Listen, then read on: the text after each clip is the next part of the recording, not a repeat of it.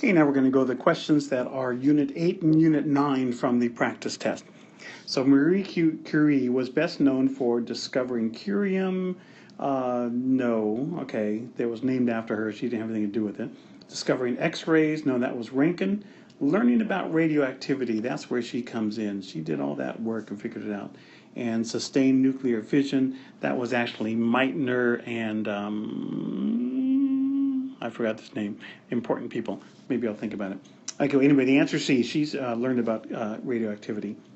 Okay, which of the following correctly lists in radioactive decay increasing power of penetration?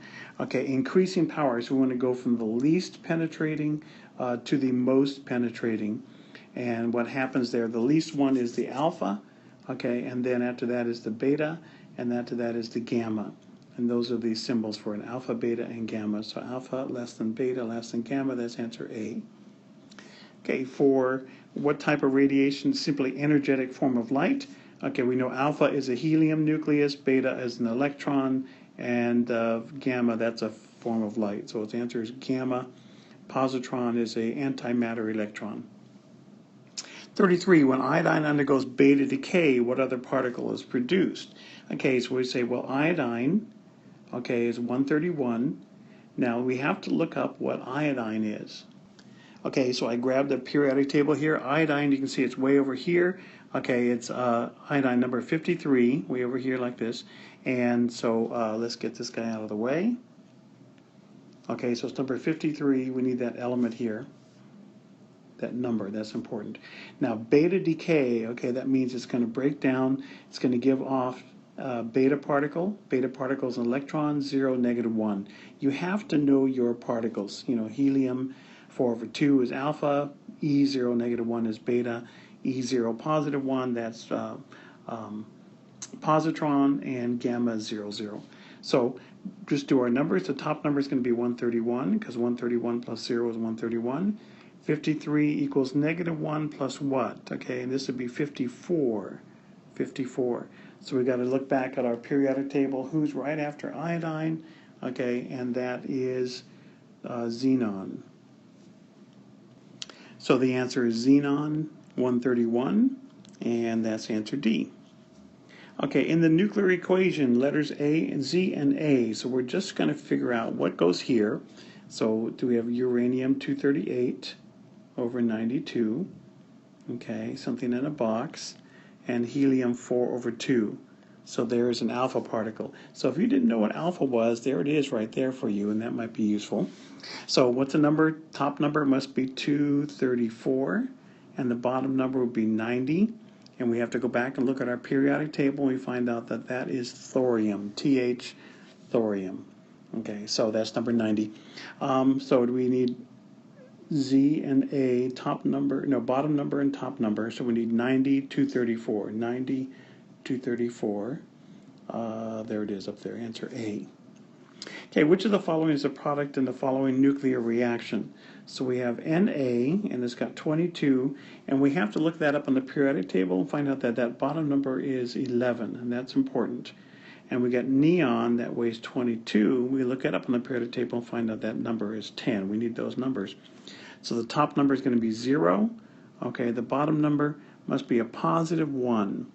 Okay, because 10 plus 1 gives us 11. So who's 0, +1? That is a a positron.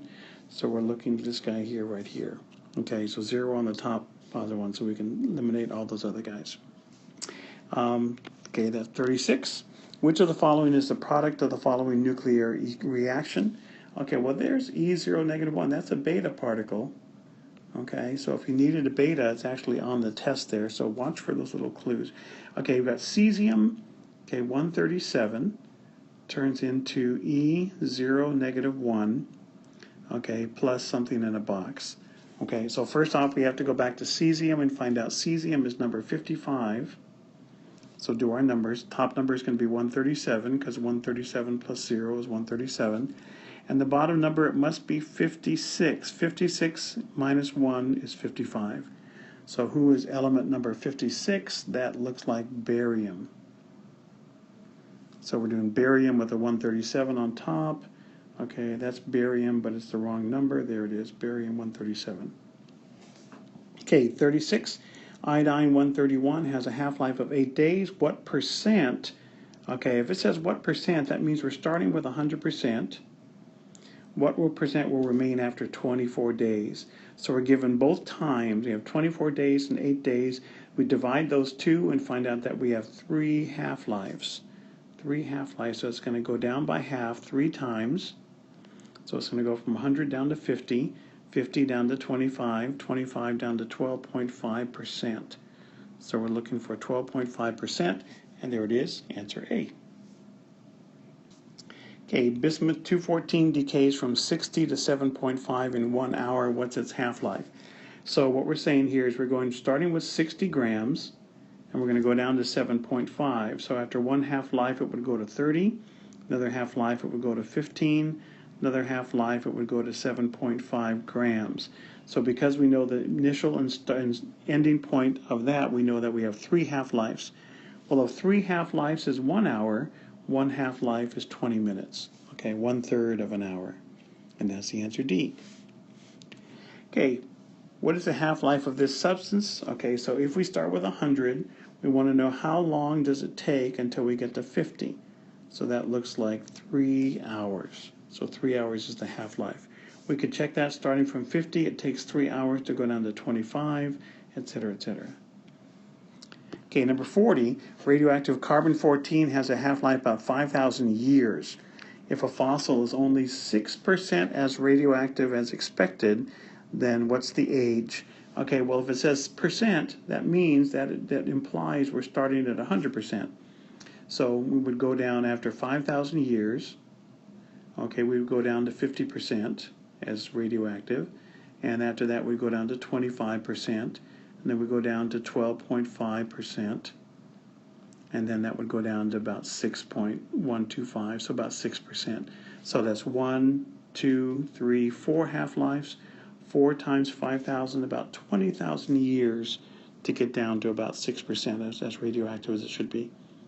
Okay, this element is used in smoke detectors, okay? That's americium, alrighty? That's used in the smoke detectors to keep the little chamber ionized, so that if smoke gets in there, then it breaks the circuit. What are these other guys? Thorium, that's the one we used in that little lantern mantle when we had the, when we did our cloud chamber. Radium, that is the, that's on a clock dial or a watch dial. I don't think we showed any of those, but you know, those in the old days, glow-in-the-dark watches and clocks had radium in it. And uranium, those were on our Fiesta-ware plates that I ate off of in college, and that's, you know, what those are for. So that's where those might come in as sort of little trivia questions.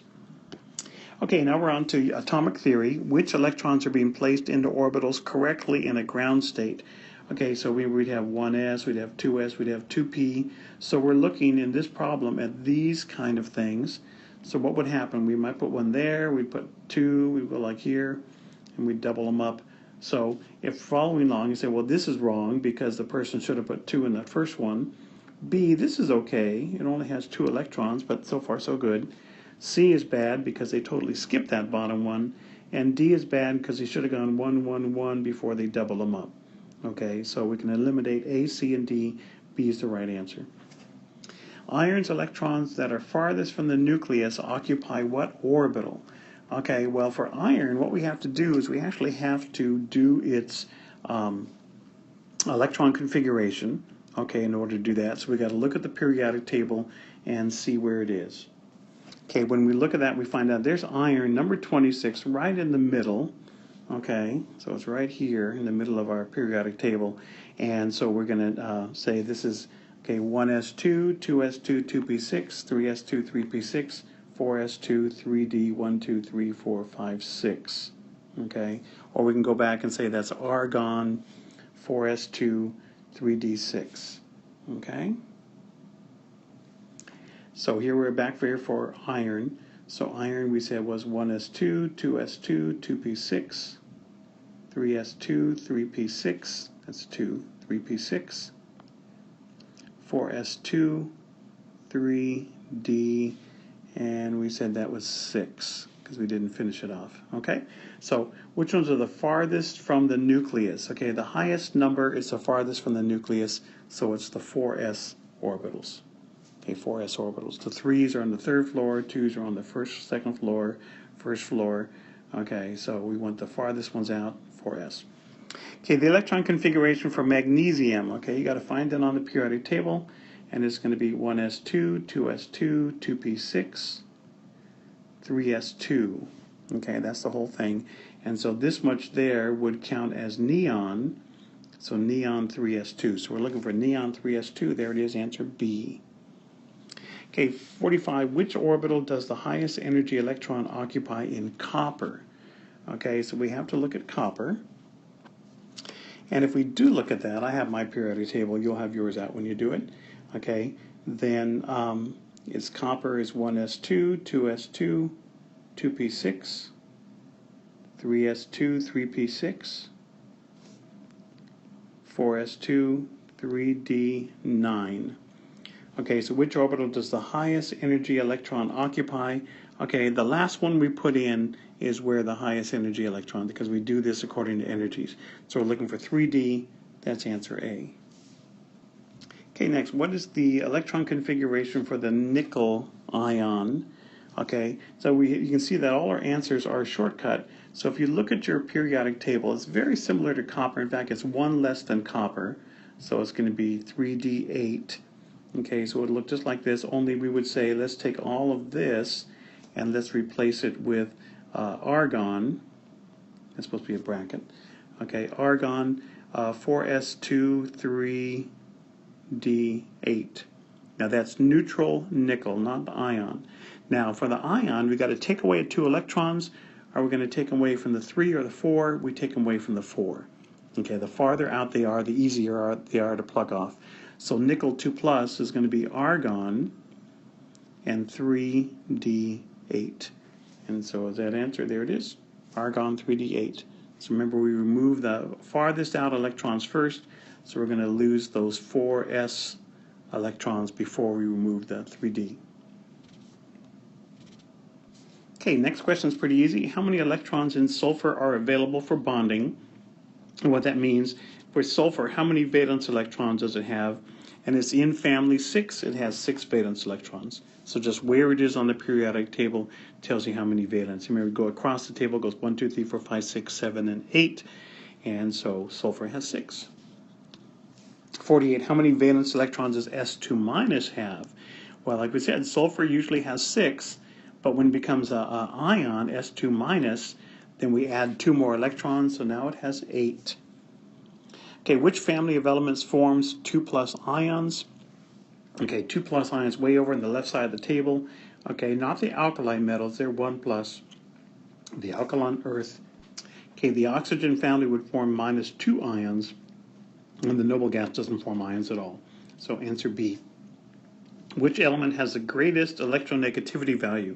So here what we need to do is look at our periodic table. Whoever is the most farthest to the right and up, but not the noble gases, so we can get rid of that one. So farthest and up, and we remember that fluorine is the most electronegative atom.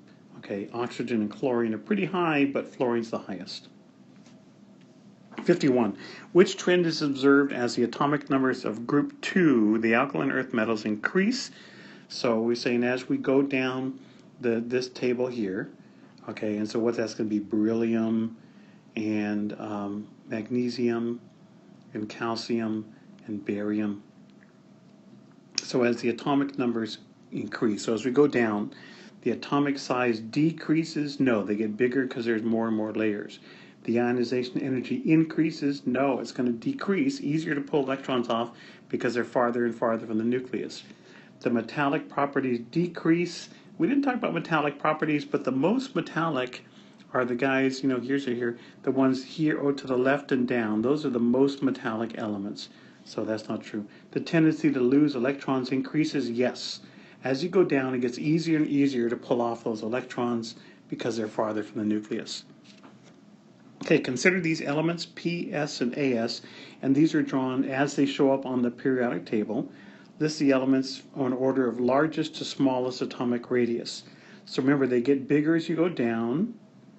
okay, and they get bigger as you go left. So from the largest to the smallest, it should be AS would be the largest, P would be medium, and S would be the smallest one. So AS is bigger than P is bigger than S, and that looks like answer C. Okay, which of the following is the smallest atomic radius? Okay, so we have silicon, sulfur, selenium, and strontium, and we need to look and see where those are on the periodic table. So I have my periodic table. I can tell you that sulfur is way over here. Here's helium way back in the corner. So here's sulfur, and silicon is just a little bit to the left of it. Okay, and selenium is down below sulfur, and strontium is way the heck over to the left, across from, no, it's even lower than selenium, so it's down here. So who's the smallest radius? Okay, certainly not strontium. Okay, it's whatever is the most right and most up. If helium was a choice, that would be a great one, but that's not a choice. So sulfur is the smallest atomic radius. Farthest to the right, farthest up. Okay, 54, which correctly lists the elements in increasing ionization energy. So remember, that gets harder to pull off electrons the smaller they get. So we really want to get the smallest ones. Okay, so we want to go from large to small, and we got I, PO, and TE. So if we were to look at the periodic table, there's TE, and next to it is I, and polonium is below TE. So you'd have to look at the periodic table and find out that's their order. Okay, so increasing ionization energy, the smaller it is, the more it is. Okay, so iodine would be the smallest atom, the largest ionization energy. Polonium would be the largest atom, the lowest ionization energy, and TE would be in the middle. So the answer is PO, TE, and I, and that's answer D. Okay, so this is talking about the size, ionization energy. This would be this would be the smallest ionization energy, and this would be the largest ionization energy. It goes opposite. Okay, when a neutral chlorine becomes a chloride, how and why does it change? Okay, so chlorine, has 17 protons, and then around it, it's got 17 electrons. But when you become chloride, you get another electron. So there's more repulsion, so it's going to get bigger. So the answer is it's going to be bigger. So let's knock off those two answers. And because it has more electron repulsion. Okay, because that extra electrons are going to repel the other ones. The cloud will get bigger. That is everything on 8 and 9. Okay, so we'll stop here now.